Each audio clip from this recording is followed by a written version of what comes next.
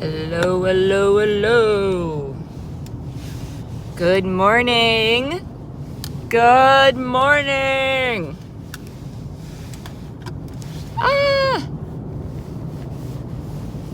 Talking to myself. Hey. Turn this camera off. Anywho.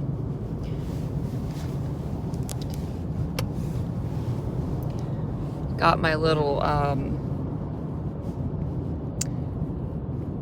thing that I got, the little dashboard cam. I have one that like sets here though, but I gotta put the other one up so it'll be like right here. So I'm talking to nobody. That's okay. I'm not a morning person, but I'm like loving the fact that I woke up at 6 a.m. and got myself all fixed up and going to the office. That's been my problem, is just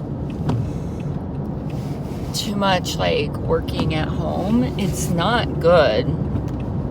I think people will start to realize that working from home is, and now they're trying to, it's like some people might do okay working from home, but like some of these people, like my job, okay, outside sales is already working out in the field or whatever, like in a quarter mile. Use the right 2 lanes to take the Texas 161 North President George Bush Turnpike exit.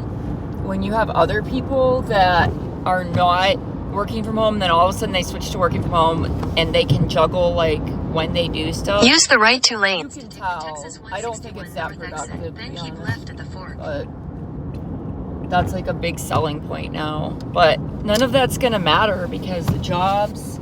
Keep left at the fork. I don't know, the whole labor market's gonna change. At first I was like worried about AI. Continue on Texas 161 North for 3 miles. Like AI replacing jobs. But Vaughn, you're actually awake. I'm actually awake. You're like me, you go to bed late. I'm surprised you're up. See, I actually went to bed. I forced myself to go to bed because I didn't want to. I'm finally adulting. I'm like, I don't want to feel like crap in this work meeting all day. So I'm like, make myself not look at my phone. It's so hard. And shut my eyes. And set my alarm. It was like, that's my like kryptonite. It's like, oh, you have to be at the office at 8 a.m. or 7:45, or it's like, oh my God, really? And they used to do that. In 2 miles, take the exit toward right after the daylight savings. They would do that to us. Like the first day we went back after COVID, after not going to the office, it was after the time went ahead of a hour. I was like, why would you do that to people? Like, this is hell. So now I got to get up at like, what would be 5? Anyway, I don't know. I've seen AI. I've seen a robot like hang drywall. So I was a little worried about a lot of these jobs, and then we've got the cashiers that are not. Basically, I guess they want us to walk in and grab our stuff, walk out, and it scans our phone or whatever, but we won't need cashiers. But I don't know. I think AI might actually help if we can get things automated. It's just, it's a weird transition that the world is shifting into, even though obviously AI and automation's been out and been coming a long way anyway. But the other thing that people don't take into consideration is we have the largest population. The baby boomers is still the largest population. And they're going to be retiring. So that's going to open up, there's not going to be in half a mile, take the exit jobs out there. Maybe from that. I don't know. What do you guys think? I don't know. Yeah, thanks. You said I look good. I spent camera doesn't look that great on here, but my makeup's on point. Take the exit toward Beltline Road, then continue on to State Highway 161 North.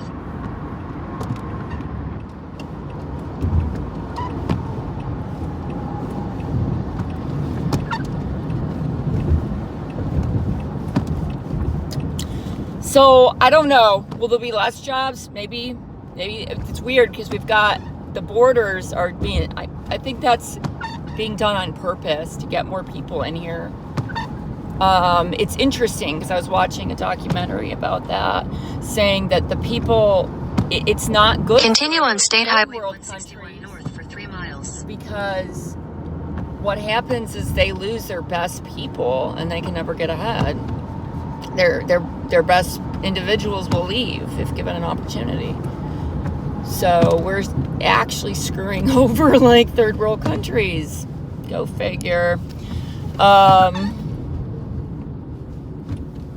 Anyway, I wanted to jump on here a minute, but I probably should concentrate on what I'm doing. I gotta call my friend. You guys, some of you know her.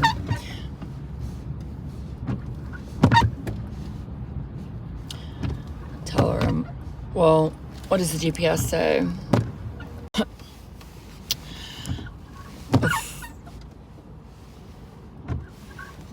Anyway, so we've got the immigrants coming in, but we have the huge population issues. So population is completely on decline.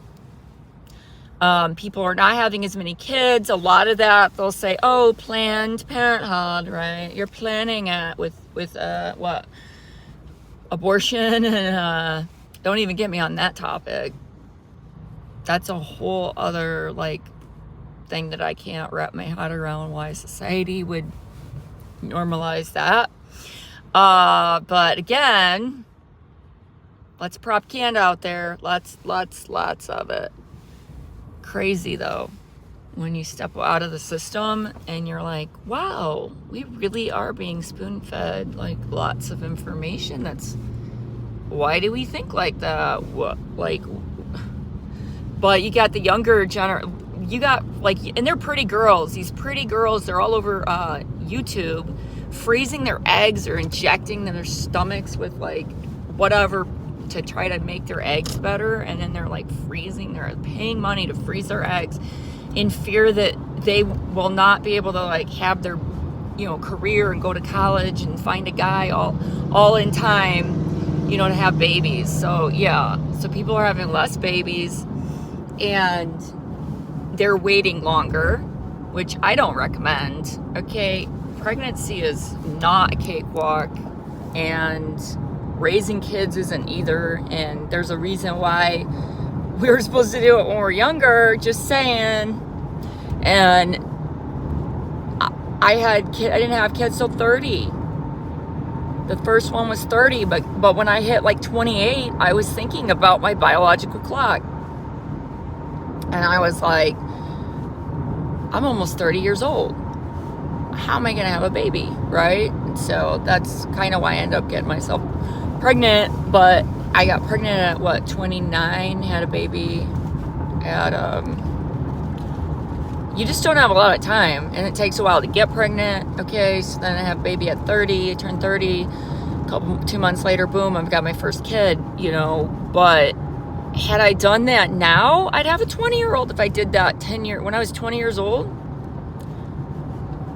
I'd have a 10-year-old now, or a 20-year-old, I'm sorry. I would have I don't want to say my life back, but like people that have their kids at like 25, can you imagine? They're like still young, they're like 40 and they're able to actually like go out, and they have 15-year-old that they could, it's a game changer. People don't think about that.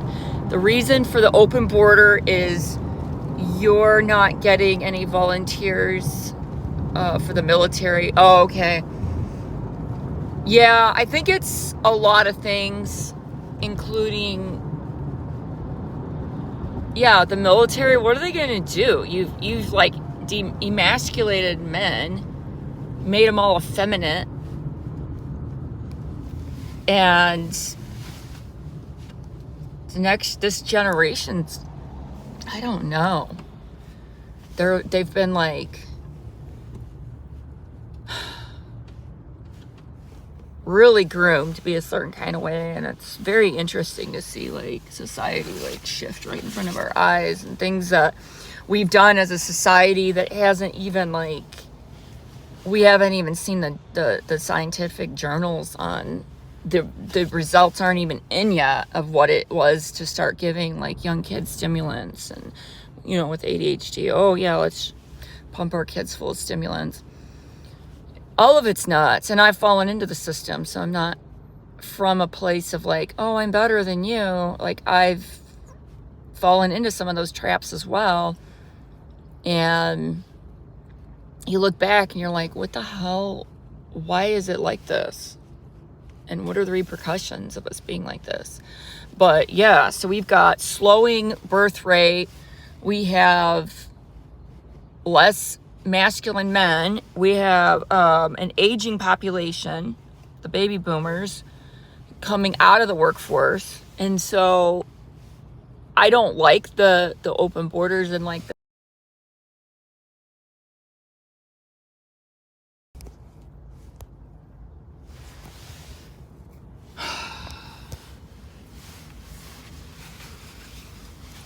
not a fan of the open borders, but there's even that guy on record who was like anti-open borders. Mitch McConnell. Wasn't Mitch McConnell. Which one was it? I think he was a Democrat. He was like against the borders. Then he's on record saying something about the population is on decline, so they need to bring people in. Because also we got the Social Security Trust is leaving, what, 2035 or something? There's no more money. Oh my God. So it's going to get interesting. Anyway, I better hang up.